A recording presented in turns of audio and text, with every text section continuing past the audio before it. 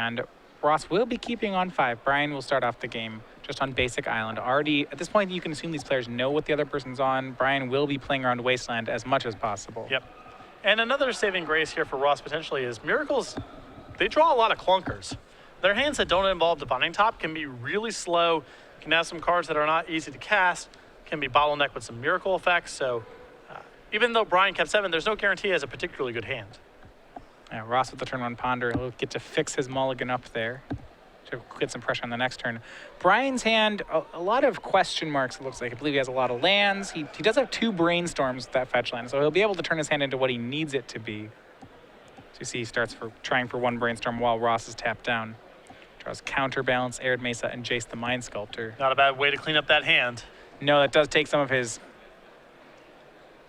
does kind of give him a little bit of everything. Now, I'm interested to see if Brian is even going to try to make Counterbalance a thing this game. He's playing against a 5-card hand, which makes it more attractive to try to step the lock. But he also might just say, I don't even want to bother with Abrupt Decay. I don't want to worry about that card. Get rid of the Counterbalance and just try to beat Ross with counterspells, removal, and something like Jace the Mind Sculptor down the line. Yeah, looks like he has gone with the Counterbalance option, maybe preying on that Multiply. He kept it in his hand after the Brainstorm. So he will be trying to assemble the lock. Though no Divining Top yet, and that's really the crucial piece to it. Yeah. Back over to Ross. He got to Ponder on turn 1. Now he'll get to have a threat on the second turn. That's going to be Deathrite Shaman. Leaves up a mana. As we are on to turn 3. And this is back onto Brian's side. See, there's a Jace he wants to set up for. Leave a Swords to Plowshares. Now, I want to see how Brian goes about trying to compound Ross's mulligan. When your opponent mulligans a 5, you want to turn the game into a 1-for-1 trade fest. The other side of that is it becomes slightly more attractive to just go for the Counterbalance lock here because Ross is less likely to have an Abrupt Decay as a result. So you can try to go for the free win, or you can try to go for the long haul. Yeah, he has fetched here for Tundra. So it does have single white or double blue open, and it's going to be double blue. He'll go ahead and make Counterbalance, leaving up 1 mana. And this does put pressure on Ross to have that Abrupt Decay.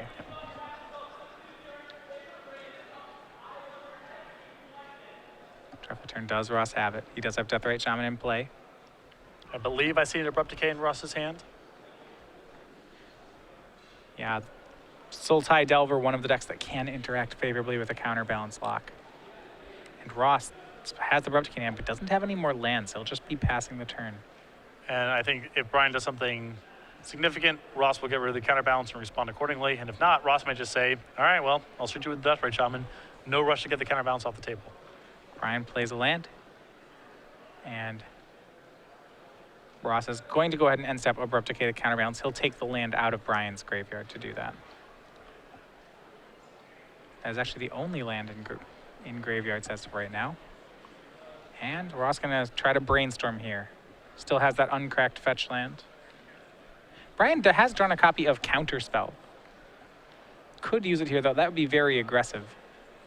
Yeah, I mean, when you have no information on what the nature of Ross's hand is, I guess Brian's probably going to try to set up Jace next turn and just wants to use the Counterspell on something while he's got the 2 mana laying about.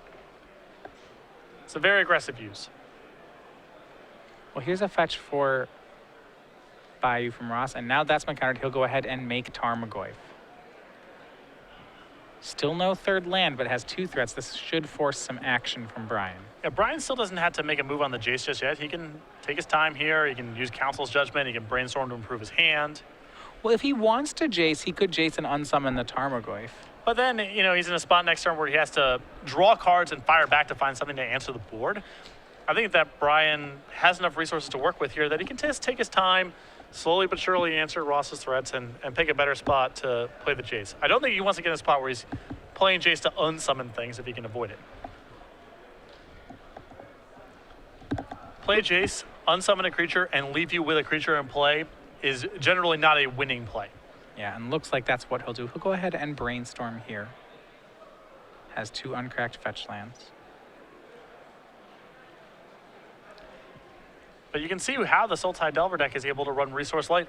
Ross mulligan to 5, but he's doing just fine. Yeah, he only has 2 lands in play, but it doesn't really feel like he needs more right now. Yeah, I mean, there's nothing in this deck that costs more than this except for Bullion of the Veil. Deathrite Shaman, helping to be that 3rd mana if he needs it on a crucial turn.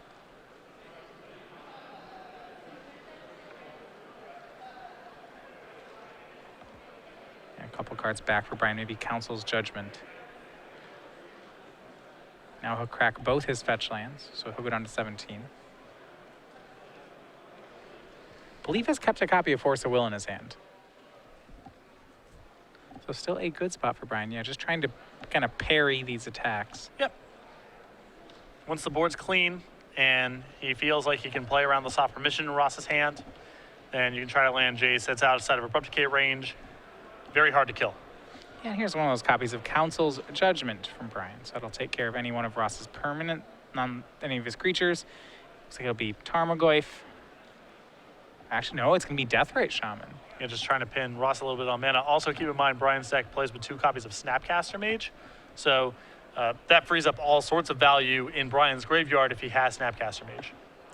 Tarmogoyf at a 4/5. By taking care of Deathrite, he does pin Ross on mana, but that does cost him a fair amount of damage. Tarmogoyf's going to swing in for 4 and put Brian down to 13. Ross 4 cards in hand, still with a lot of resources available. And Brian might be just playing for Jace next turn, and Jace with the unsummon is very potent when the board's just Tarmogoyf. Yeah. Well, now it's not just Tarmogoyf, it's going to be 2 Tarmogoyfs, and Brian is setting up for that Chase turn. It's going to be Force of Will pitching Brainstorm. And Ross still wants to have that second threat. It's Deathrite Shaman for him. That's not bad for Ross. I mean, as long as he can keep another creature in play. All right, well, never mind. Brian Miracle's Terminus for the turn. That's huge.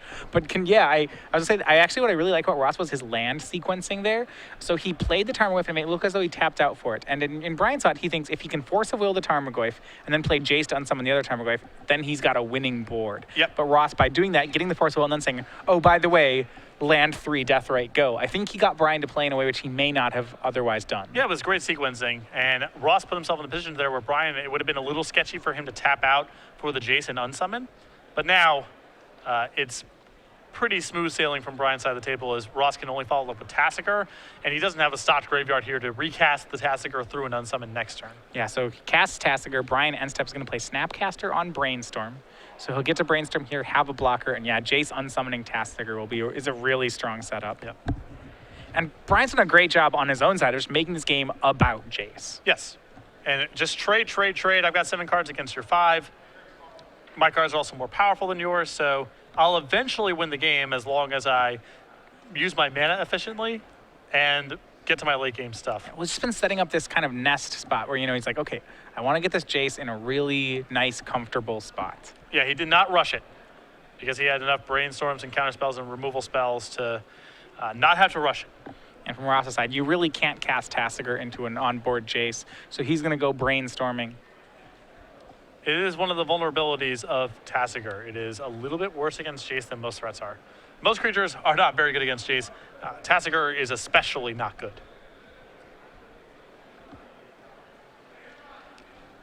There are few clean answers to Jace the Mind Sculptor in Ross's deck once it's on the board. Yeah, there's no creeping tar pit, which is sometimes something you see in these decks to help out a little bit. It's just here to stay at this point. Unless Ross can muster together a lot of attackers, and that's going to be very hard to do. Beating an onboard Jace, all sorts of difficult. He'll, after Brainstorm, play Verdant Catacomb and pass the turn. And now the question is, how far can Brian pull away with this Jace? You see his hand is a Snapcaster and a Ponder. And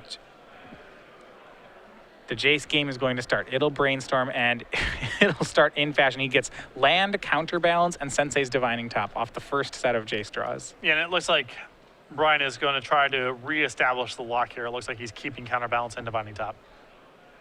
Certainly makes sense. Plays the fetch land, swings Snapcaster Mage.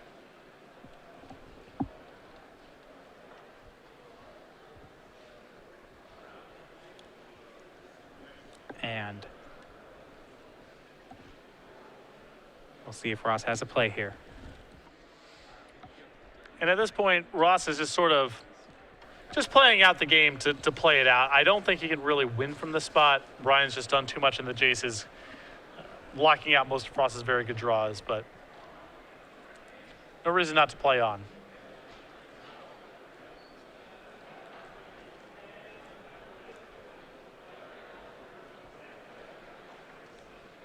As we go back here, over to Ross. We still know about that Tassiger in his hand.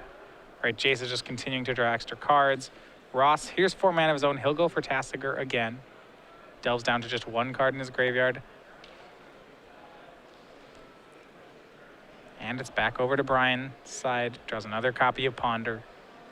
Or rather, redraws his old copy of Ponder. Snapcaster swings in. Jace unsummons the Tassiger again. And Counterbalance and Sensei's Divining Top are the plays for Brian.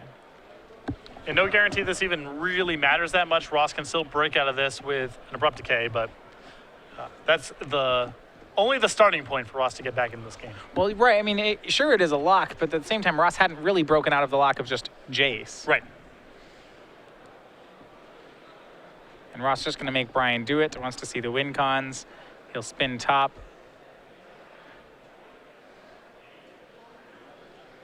At this point, Brian is just going to be looking for his 1 Entreat the Angels.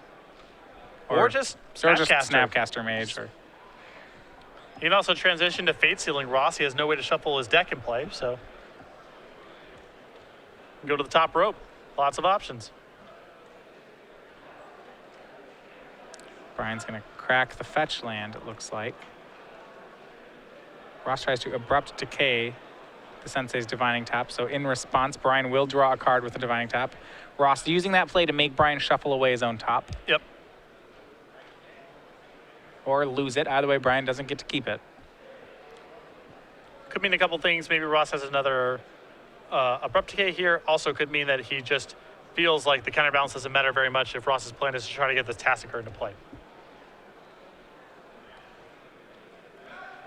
And back over to Brian's turn.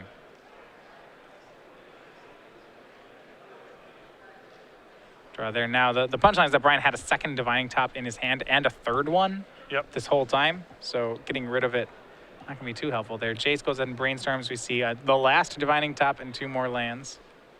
It wasn't for lack of effort. Ross tried his best to get the Divining Top off the table for good, but Brian with the backup. You're just putting together more Snapcaster attacks. This one will go in. Ross down to 10. Ross with that Abrupt Decay also might be wanting to cast it so that he can go for Tassiger another time. Yeah, I think it's a couple different reasons here. Yeah, and you see the follow-up here. Now he's got Tassiger on the cheap, can get back into play. Yep, Abrupt Decay on Counterbalance, knocks the lock pieces out of play again. Ross still hasn't seen anything like Swords to Plowshares out of Brian. So here's Tassiger. Takes care of 2 Abrupt Decays. Third time. This time, if Brian wants to unsummon it, it will cost him. And I don't think Brian's going to pursue that avenue. He can always just go back to brainstorming with the Jason, trying to overpower the Tassiger or finding a removal spell. It's going to be Snapcaster on end step here. That's going to go for a counter spell, actually, for Tassiger. So that'll be countered. And at that point, Ross doesn't even have an outside line. I think he was just waiting for Brian to show him an answer to Tassiger. Yeah, and, you know, Brian did a very good job there, making Ross spin his tires there for a couple turns. And Ross not going to try to play anymore once the situation became that hopeless. All right, so Brian Braun-Duin up a game. 1 game away from another 8-0 day 1. Quite a few of them in the Invitationals last year. Felt like a lot of X1s, a lot of XOs. Wasn't able to parlay them into a top 8 finish, but only a matter of time. You 8-0 enough day 1s. Eventually, you're gonna top 8. That's exactly what I was thinking. That's how thinking. that works. All right. We did mention, though, previous Invitational successes. Brian has a lot of them under his belt. The most recent Invitational, though, if you remember, that was Q4. That was last December. This was Dylan Donegan as he took down the finals with his with Blue Red Delver, I believe. Yeah, and with Jeskai tokens and Standard, a deck that he's playing this weekend as well. We have him in a feature match in round 1. And for a limited time only, because remember, we're going to have more Invitational winners and more tokens coming down the pipeline. You want to get this Dylan Donegan Elemental token, you can register for a 20K Open Series event, any Premier 5K, or any order from StarCityGames.com in excess of $5. So if you want to get your token, you should place your order or join one of our large events as soon as possible. Yeah, these are free to all players in the Open Series and any of the Premier IQs. Now, these are not just our Premier IQs, but any Premier IQ held in a country or around the world. So if you find one of your local ones on StarCityGames.com, you'll receive this there. And remember, if you want to know how you could ever get yourself on a token, all the invitational winners get immortalized on their own tokens. So we'll have another one in the works by the end of this weekend. Yep, we have the Derek Sheets Swan, the Tom Ross Infect token, the Tom Ross Vampire, and the Dylan Donegan Elemental token as the 2014 tokens from the Invitationals. All right, well, looking at the sideboard, Ross Merriam, that game, had a pretty coherent game plan, but the fact that I think that he was on 5 cards did matter. He was threat light and never really able to stick anything. What can he do out of the sideboard to help this? Well, he's got a Gravedigger's Cage, a Pithy Needle, 2 Nile Spell Bombs, 3 Thoughtseizes, a Dismember, a Flusterstorm, a Vendilion Click, a True Name Nemesis, a Jason the Mind Sculptor, a Sylvan Library, and 2 Golgari Charms. A lot of good action going on here. I like Sylvan Library, Jason the Mind Sculptor. I think True Name Nemesis is pretty solid against Miracles. Sometimes it's just a 3-power creature for 3, but Miracles has tried to remove spells and block with Entreat and so forth, so I like True Name in the matchup. Vendilion Click, Flusterstorm, and the 3 copies of Thoughtseize alongside the Pithy Needle. Some huge upgrades here on Ross's side. Yeah, Sylvan Library and Jace the Mind Sculptor also are pretty decent in any sort of match that goes late. Yeah, no, it is.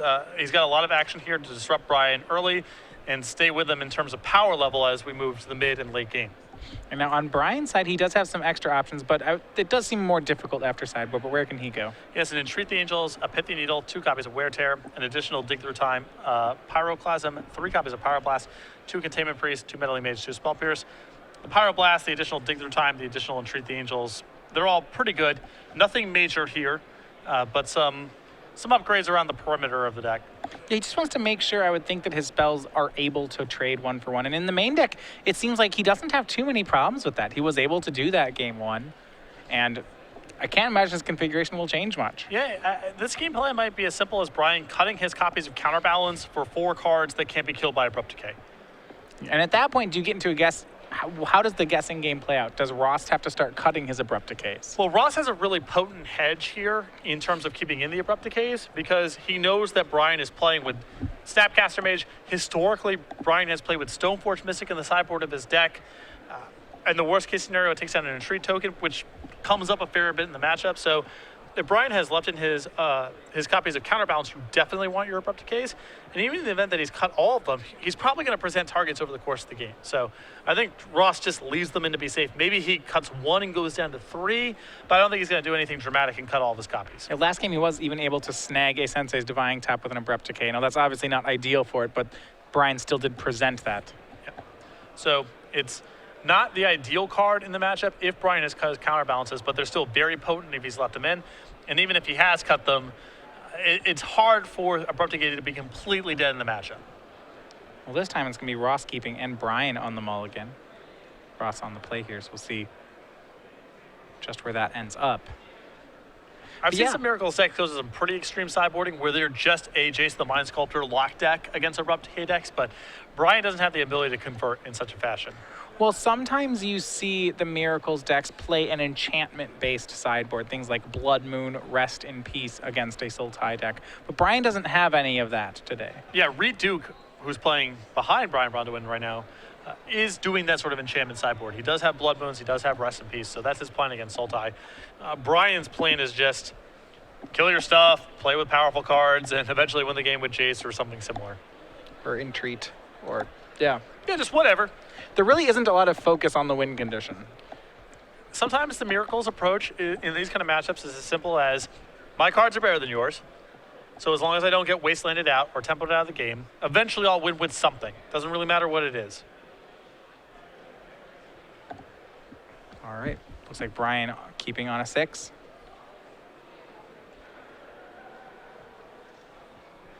And with that, we are underway. This is game 2 here. Ross is going to start with a fetch land on his side. Does have both Delver of Secrets and Deathrite Shaman as available 1-drops. And as last game, it's going to be Deathrite Shaman to start it out. So we go over to Brian.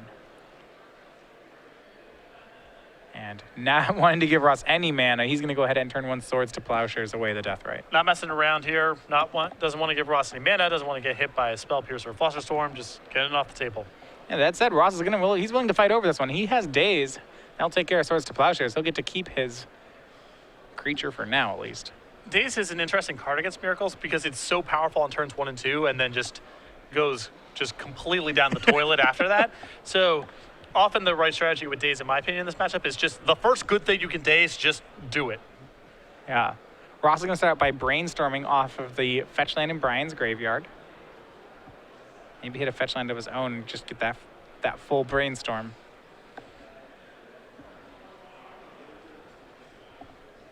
Well, and we said that before when we said Delver earlier. A lot of times when the Delver's on the aggressive plan, its strategy is to get ahead and then trade, which really, that's what Ross is doing with Daze. So once if he's just able to trade the Daze with anything, he'll go ahead and take it. Exactly.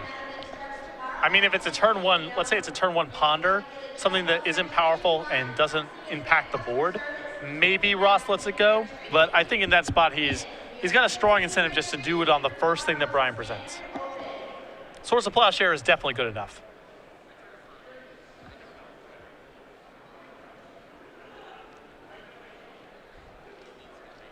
So it goes ahead and brainstorms, then now cracks a fetch land, able to really sculpt his hand here.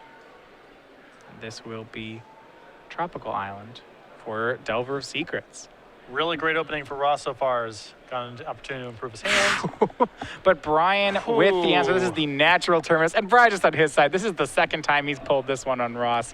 You can see a chuckle here. Last game, it wasn't clear if Ross could have won even if it didn't happen. This game, it's a huge deal. Yeah, this will get a 2-for-1.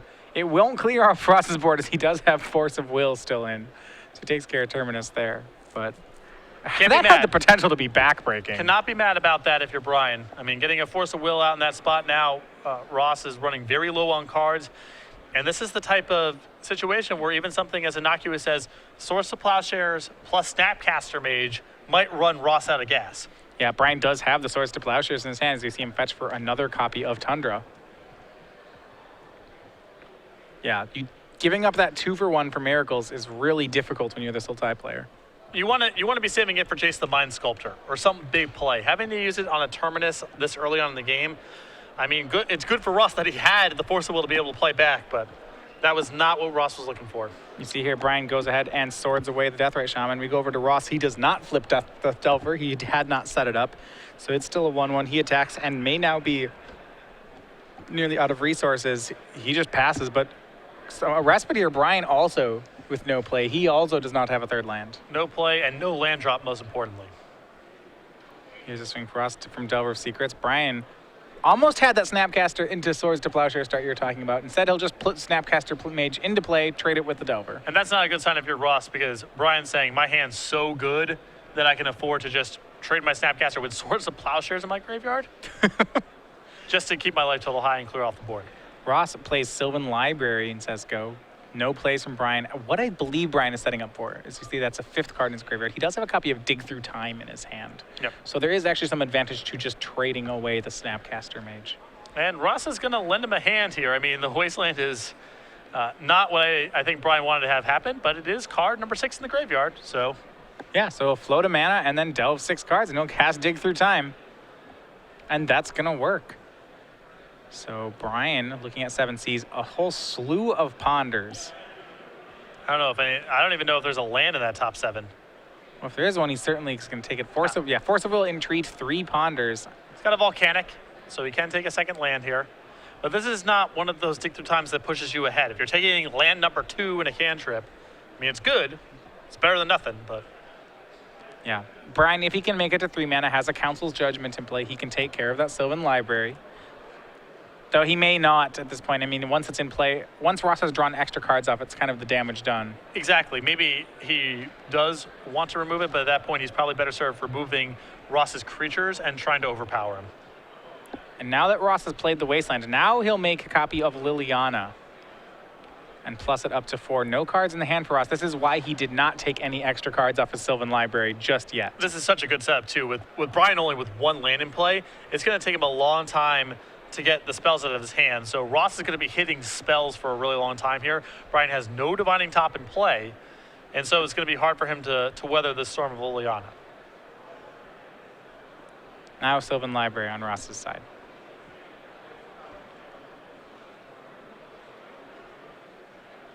And here you see him pay life to keep cards. He'll keep all 3 of them. Liliana pluses to 5.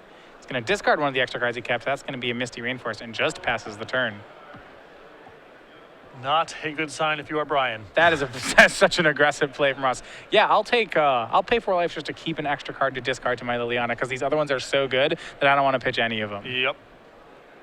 And not even make a play. Just, it's back on you. Well, the scary part is that Ross could have paid 4, taken the Misty, and then to plus the Liliana. But no, he took 8 because whatever that second card he kept was just that good that he wanted it. He paid 4 life for the ability to have that card in his hand now as opposed to next turn, and that's it. It could be Force of Will and a blue card. That's a pretty easy justification for Ross's line of play here. Fetch from Brian. I think Brian might be taking a stab here with the Council's Judgment, just trying to get Liliana off the table. He's got Divine Top in hand, so if he gets Liliana off the table, next turn he plays a Divine Top. And assuming Ross doesn't put it under much pressure, Brian might have an opportunity to undo all the damage that's been done thus far. Yeah, Ross doesn't actually have a threat, so if Brian can just trade with some of the stuff on the board, he can bring this game back to a spot which is okay for him. Yeah. And that's the power of Divine Top. You can fight through these attrition elements the Sultai deck brings to the table post-board. Yeah, and actually, Liliana's not actually card advantage, and this is a gross play here that the Council Judgment is played, but Ross hard casting a Daze to counter it. Yeah, that's bad news. I thought it might be Force of Will blue card. Getting hit by Daze there is just brutal. And here's Sylvan Library again. We'll see if Ross, how many more life points he wants to pay. He can keep 1, maybe 2 extra cards for the rest of the game.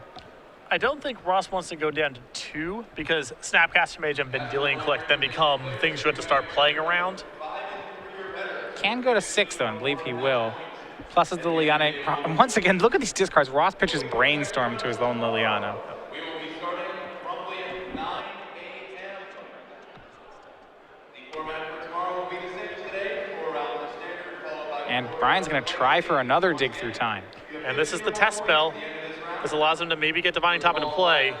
And Ross, look at the setup. Spell pierces the Dig Through Time. Brian now plays top, and Ross spell pierces it again. That was great sequencing from Brian there. He led with the Dig Through Time, which is the splashier card, but if he's able to get Divine Top into play, all of a sudden, he can start pushing past the discard, all the discard effects and manipulating his draw. Well, the thing you have to remember is while Liliana's a threat, she's not actually card advantage. In fact, she's kind of been card disadvantage here. They both have discarded cards to her every time. Right, but Ross has generated enough card advantage in other ways that him trading that way is very good for him. Right, now you have a situation where both players have no hand. Ross is using Sylvan Library to find a threat and then just plussing Liliana to keep both hands clean. And it's a really hard spot for Brian to get out of. And setting aside the card advantage argument, Ross's deck just plays so much better from this spot. If both players, 3 lands, sure. If both players mulligan down to 3, let's say, Ross probably has a huge edge. So the more that he can make the game look like both players have mulliganed to 3, the better off he is.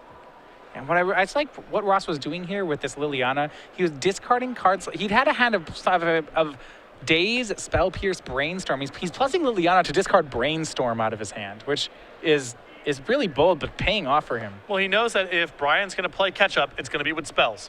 So he doesn't need the Brainstorm because the Spell Pierces are more important at that point. Keeping Brian off of things like, miracling and something big or resolving a Planeswalker, that's what Ross has got to stop.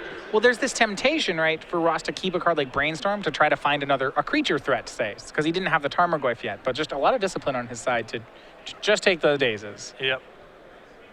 And Tarmogoyf continues to swing in for 5. Now both players at 6. Brian plays a 4th land, and it's hard to see a way out of this for Brian. And Ross shows a Ponder, and that will be good enough. Ponder was the sorcery, I believe, that they needed to make the Tarmogoyf lethal. So very impressive game 2 there from Ross, and you can see that's sort of his recipe, is make the game about as resource light as possible, strip down both players' cards, and Brian's deck needs a lot of setup, a lot of engineering, a lot of land drops. Ross can play a very competitive game of Magic off of 1 or 2 lands. So the more that Ross can make the game about that sort of thing, the better serve he's going to be. Yeah, that soft permission that he's playing so good out of this Delver deck in the matchup. Well, he gets to be much better at fending off Brian's openings of Sensei's Divine Top or a turn to counterbalance. Not that he particularly cares about counterbalance, but he is just able to punish Brian much more in the early game. Even things like Swords of Plowshares, Brainstorm, Snapcaster Mage, they get a lot worse with Ross's setup in the post-board games. And those are Brian's really critical cards in terms of getting from, let's say, turn 1 to turn 4.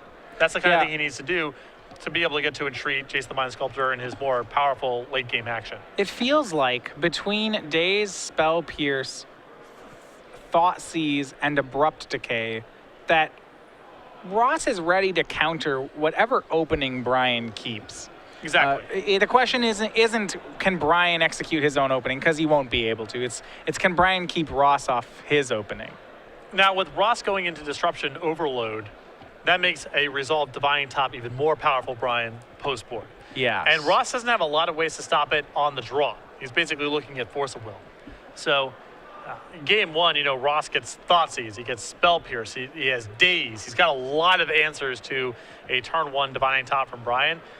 In game 3, if Brian just has a land and a Divining Top in his opening hand, it probably sticks. And that's a very big shift in the matchup when Ross is trying to control him with a bunch of discard effects. Now, do you think that's one of the reasons why we've seen in game 2 Ross still having Force of Wills in his deck?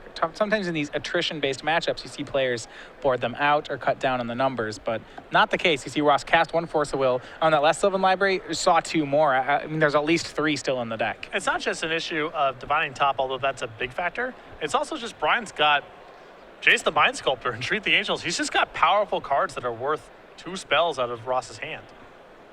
Yeah, I mean, certainly that Terminus, Ross didn't have the Force of Will for it, and could have been backbreaking for him. Now, has Ross gone down to 3 Force of Wills? Maybe. Could definitely see that. Same way I could see him going down to 3 copies of Abrupt Decay. But I'd be shocked if he cut those cards entirely out of his deck. With that, we're going to go to game 3. Brian is back on the play. He's keeping on Ross's side. Him too. So we'll get a 7-on-7 this time.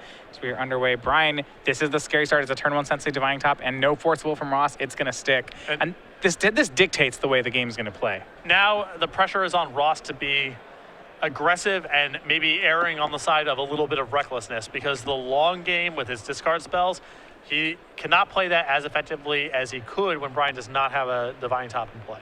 Yeah, if you kept a handful of Thought Seizes, that's not going to be good against a Divining Top. Right. So Ross has got to be as aggressive as he possibly can be.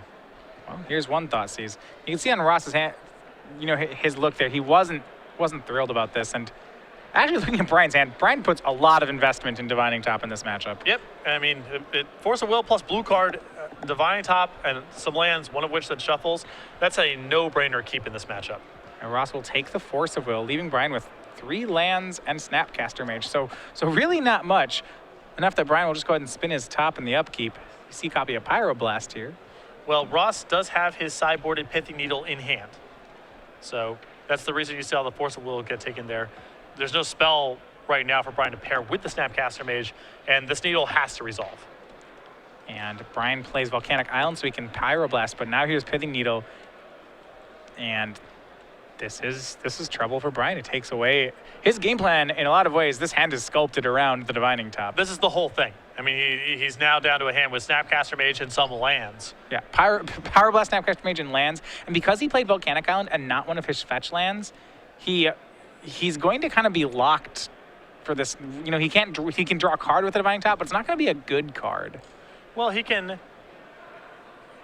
basically do what he's doing right now, which is draw and in response shuffle. So he can put the top on top of his deck and then spin it. And then spin it. So he can spin it down below his next draw step, use the Arid Mesa to sack it, and not have to draw it down the line. Top card, land, Terminus, and that Divining Top. None of which he's really interested in. The damage is still done here. Brian it's going to be way harder to play this game without the access to Divining Top. And it amplifies, again, the quality of Ross's discard and cards like Liliana the Veil. Yeah, I mean, Brian's hand is still just, you see, if he draws Terminus, you see it's Terminus, Pyroblast, and Snapcaster Mage. It's kind of clunky. Yep, definitely. And he doesn't have a lot of ways to get the Needle off the table. He's got his Council's Judgment. I'd be shocked if he brought in Wear Tear in this matchup, so it's unlikely that this Needle is going to get removed.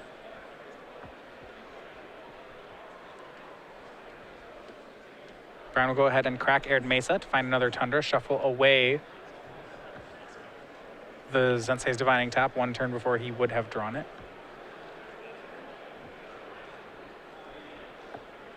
And now he'll ponder.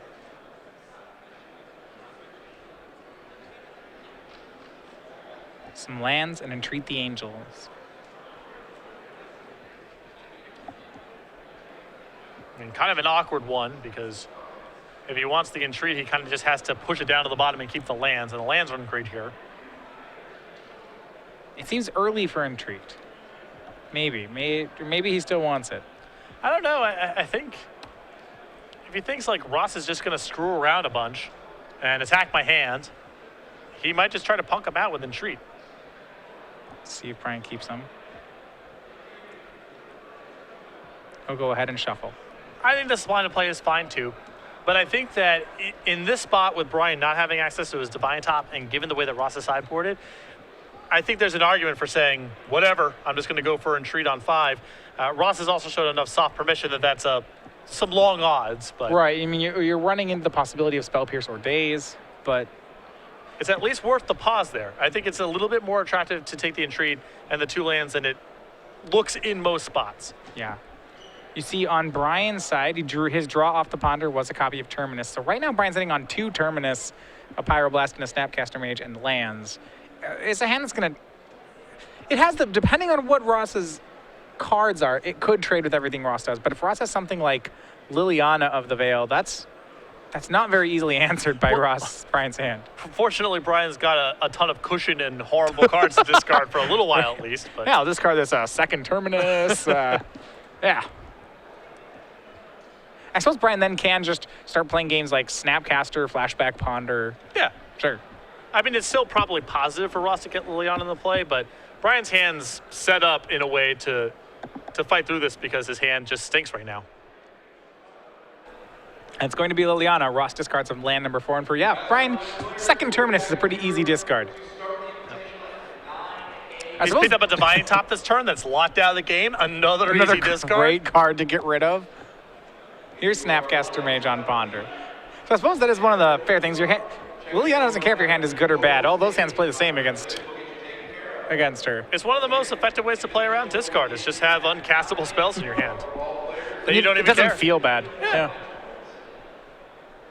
Whatever Ross is discarding has got to be better. It's a land or a spell.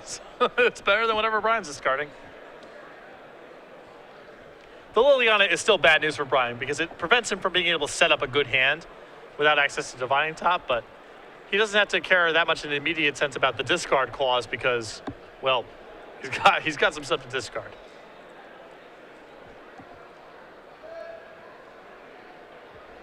Go back over to Ross. So the Snapcaster isn't played. Actually, it will be a card that Ross will have to deal with. At some point, though, Brian will have to get rid of the Liliana. Yeah, it's true. But there's no immediate rush. Yep, Ross will actually just put Liliana down to 2 to get rid of Snapcaster Mage. And he'll make Tarmogoyf on his own side, just pass the turn. And there's so much... Ross's deck is so lean here in that he only needs 3 lands in play, so he can discard so much more easily to things like Liliana. Yeah. That's why, Liliana is symmetrical, and Ross has to invest the 1 card in Liliana to begin with. But because his deck plays a much better game when both players online are resources, it's not as simple to say, oh, well, it's even. They're both discarding the same number of cards.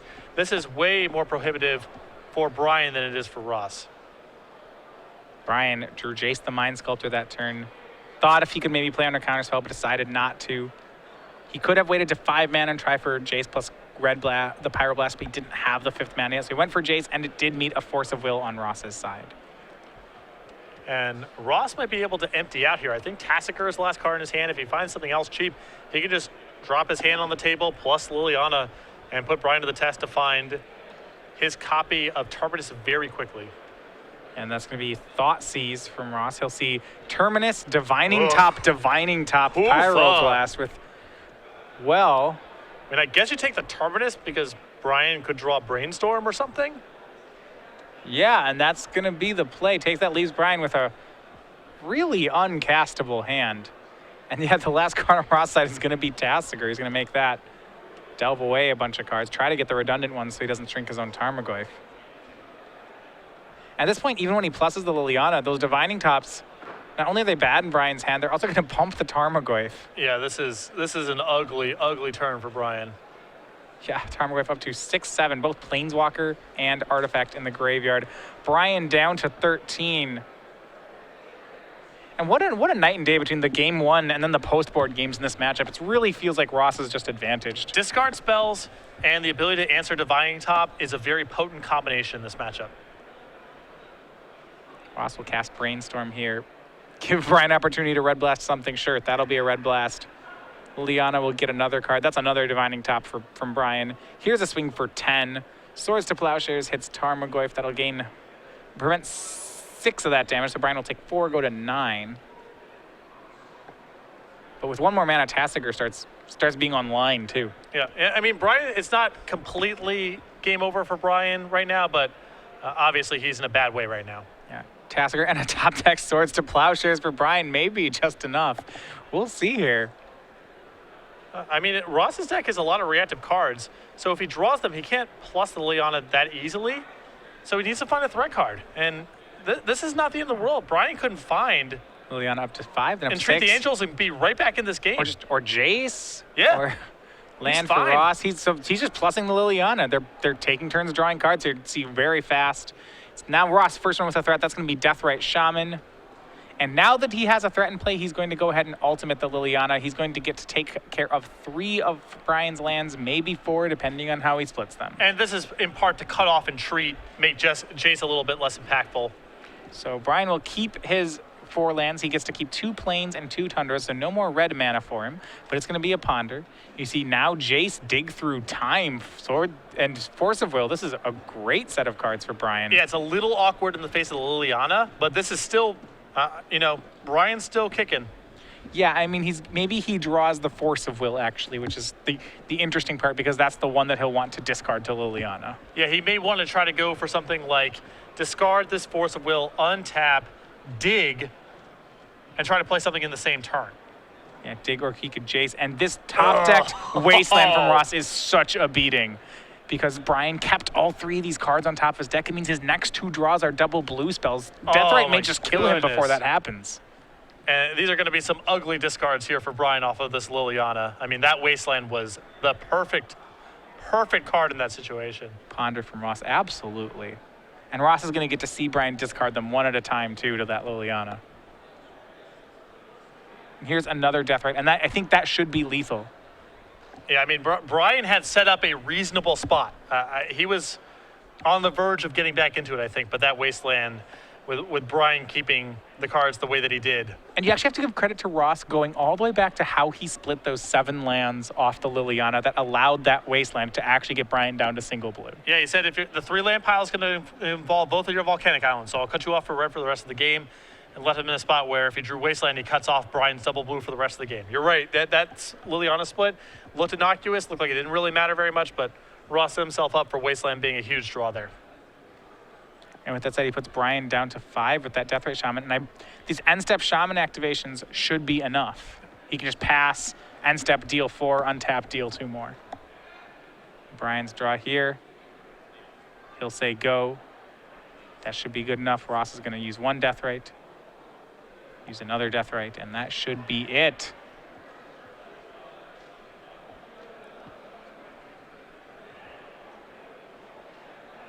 And Brian, he'll stop it there. So there we go. Ross Merriam at 8-0. He is your undefeated player here on day 1 of the Richmond Invitational. Congratulations to him. Brian Braun-Duin, another great day 1 here. The Invitational fell a little bit short of having another unblemished day. Still 7-1 and a great opportunity to top it tomorrow. But for Ross, a perfect day 1 and playing a legacy deck that we've never seen him play before in Sultai Delver.